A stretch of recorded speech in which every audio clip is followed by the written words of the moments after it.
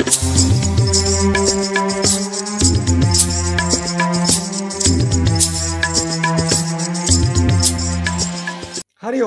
जय गुरुदेव।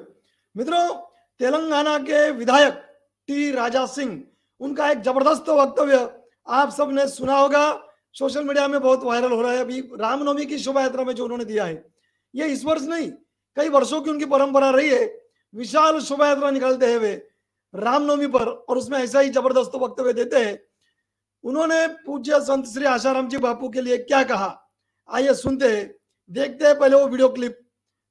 आपने सुना है पूरा, एक महत्वपूर्ण उसमें का पार्ट मैं आपको यहाँ सुना रहा हूं, उस पर फिर और थोड़ी चर्चा हम करेंगे। और अधिक समय न लेते हुए चलिए सीधे राजा सिंह की ओर। अरे हमारे रामचंद्र जी को जिसने गाली दी, हमने कहा था उसको रोको, तुमने उसको नहीं रोका, तुमने पुलिस प्रोटेक्शन उसको दिया।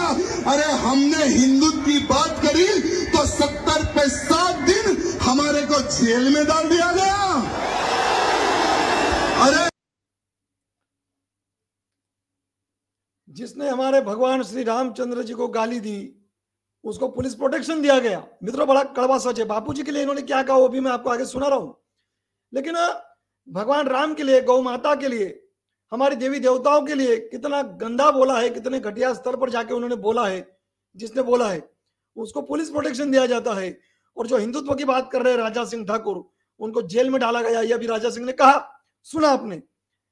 मित्रों, यही तो पूज्य संत श्री आसाराम जी बापू के साथ हुआ। बापू जी पर आरोप भी नहीं लगे थे, तब 67 नॉन बेलेबल वारंट जारी किए गए दिल्ली के जामा मस्जिद के इमाम बुखारी के खिलाफ। पुलिस ने कोर्ट में लिखकर दे दिया कि यदि इनको हाथ लगाएंगे तो पूरे देश पे दंगे हो जाएंगे।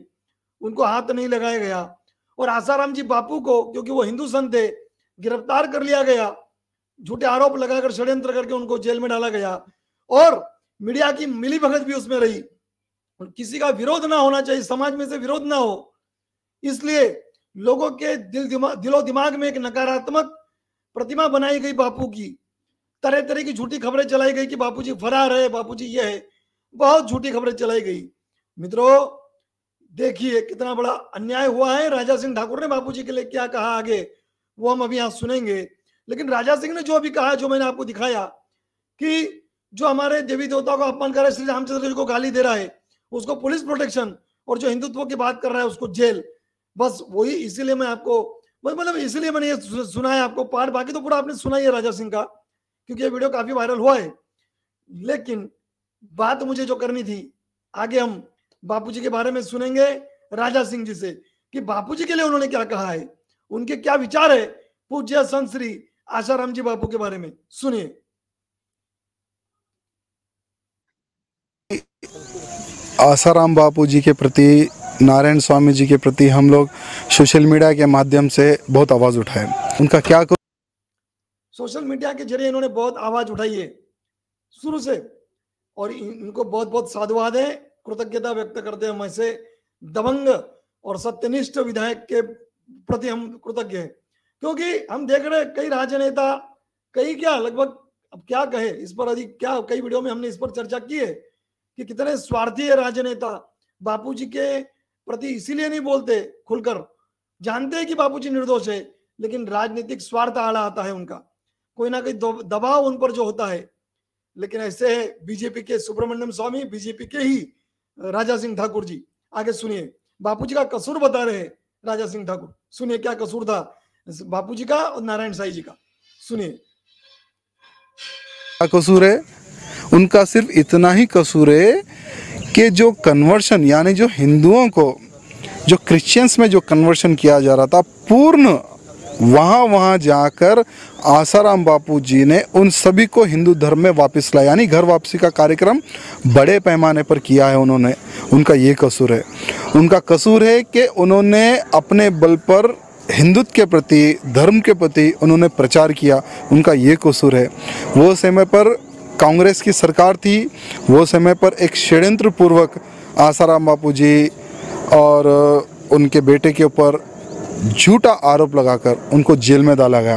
कोई प्रूफ नहीं केस का कि उनके ऊपर जो आरोप लगे, जो संगीन जो आरोप लगे, एक संत के ऊपर जो संगीन आरोप लगे हैं, आज तक वो आरोप प्रूव नहीं हुए, इसलिए उनको तुरंत जेल से रिहा करने की आज आवश्यकता है। साथ ही साथ आगे सुनना बहुत ही महत्वपूर्ण है। अभी इसके बाद जो उन्होंने कहा है वो सुनिए, बहुत महत्वपूर्ण। सिर्फ आसाराम बापू ही नहीं, ऐसे कई साधु संत हैं जिनके ऊपर षड्यंत्र पूर्वक उनको टारगेट करके उनको बदनाम किया जा रहा, या कुछ साधु संतों को मरवा दिया जा रहा। आज मैं भारतीय जनता पार्टी का विधायक हूँ, लेकिन सब ये सुनिए, ये कह रहा हूँ मैं, सुनिए, भारतीय जनता पार्टी, उन्होंने क्या कहा सुनिए, मैं भारतीय जनता पार्टी का विधायक हूँ। अब आगे सुनिए। सबसे पहले मैं एक हिंदू हूँ, हिंदू होने के नाते ये शब्द मैं कह रहा हूँ कि आज हमारे नरेंद्र मोदी जी की सरकार है, गौ भक्तों की सरकार है, हिंदुओं की सरकार है। ऐसे हर हिंदू को गर्व होता है कि आज जो सरकार है वो हमारी है।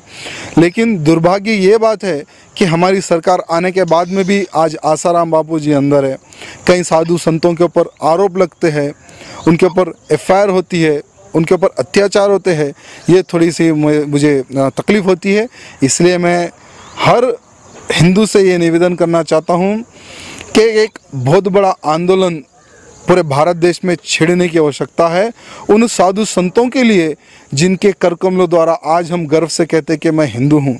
इसलिए मैं हर आसाराम बापू जी के जितने भी जो समर्थक है, जितने भी जो साधक है, उनको भी मैं ये कहना चाहता हूँ कि हमें एक संगठन का निर्माण करने की आवश्यकता है और ज़्यादा से ज़्यादा प्रचार करने की आवश्यकता है। और एक कोई भी एक तारीख डिसाइड कीजिए कि करोड़ों की संख्या में साधक है, करोड़ों की संख्या में हमें चलो दिल्ली का, या जहाँ बोले वहाँ जो साधक या जो अधिकारीगण डिसाइड करेंगे, जहाँ बोले वहाँ मैं तो तन मन धन के लिए हर चीज़ से मैं तैयार हूँ। आसाराम बापू जी के लिए मैं जो बोले वो करने के लिए तैयार हूँ। लेकिन अब बहुत हो चुका, आसाराम बापू जी को जेल से बाहर आने की आवश्यकता है। सुना आपने, बीजेपी का विधायक कह रहा है कि बड़ा दुख होता है कि हिंदुओं की सरकार है और आसाराम जी बापू जेल में है। ये कुछ 2016 की ये वीडियो क्लिप है। 2016 में उन्होंने वक्तव्य दिया था, 2016-17 का होगा, मुझे लगभग तो 16 का ही है।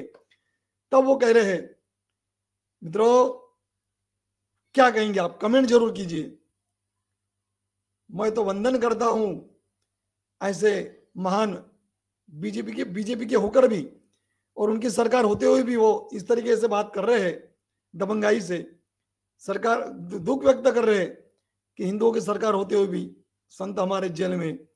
तो मैं इनको वंदन करता हूं और मां भारती का अभिनंदन करता हूं ऐसे महान सपूत के लिए। आप भी कमेंट में अपने विचार जरूर व्यक्त करें। हरिओम, जय गुरुदेव। कोई प्रूफ नहीं केस का कि उनके ऊपर जो आरोप लगे, जो संगीन जो आरोप लगे, एक संत के ऊपर जो संगीन आरोप लगे हैं, आज तक वो आरोप प्रूव नहीं हुए, इसलिए उनको तुरंत जेल से रिहा करने की आज आवश्यकता है।